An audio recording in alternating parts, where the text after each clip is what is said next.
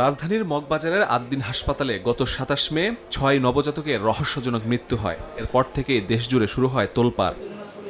তদন্ত কমিটি করে স্বাস্থ্য অধিদপ্তর। কথা ছিল ৭২ ঘণ্টা পর শনিবার জমা পড়বে প্রতিবেদন।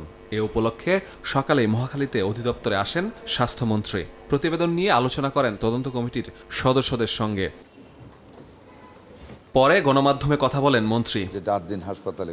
জানান, কমিটি আদ্দিন হাসপাতালের ওয়ার্ডের অবস্থান, ব্যবহৃত জিনিসপত্র, শিশুদের পরিস্থিতি এসব বিষয় পর্যালোচনা করেছে। তদন্তে পোস্ট অপারেটিভ ওয়ার্ডে এসি ২ ঘণ্টা বন্ধ থাকার তথ্য পাওয়া গেছে। ছিল না ভেন্টিলেশন ব্যবস্থাও। ওয়ার্ডের ভিতরে ব্যবহৃত জিনিসপত্র, কি পরিস্থিতি বাচ্চাদের হয়েছিল, বাচ্চাদেরকে কোথায় মুভ করানো হয়েছিল, সবকিছু দেখা হয়েছে। মায়ের রিকোয়েস্টে ২টা থেকে ৪টা পর্যন্ত এসিটা বন্ধ ছিল। ঘরে কোনো ভেন্টিলেশন সিস্টেম ছিল না। রিপোর্ট প্রায় প্রস্তুত জানিয়ে মন্ত্রী বলেন, পূর্ণাঙ্গ প্রতিবেদন তৈরির ক্ষেত্রে মারা যাওয়া নবজাতকের মাদের বক্তব্য গুরুত্বপূর্ণ।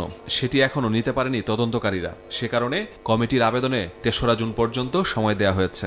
লাইভ বয় কিনে কল দাও টোল ফ্রি নম্বরে, আর এক নিঃশ্বাসে গোল বলে জিতে নাও ফিফা বিশ্বকাপ ২০২৬-এর এক্সক্লুসিভ পুরস্কার। মাগুলির সাথে ওই তখনকার পরিস্থিতিটা ওনাদের কাছ থেকে একটা স্টেটমেন্ট দিতে হবে।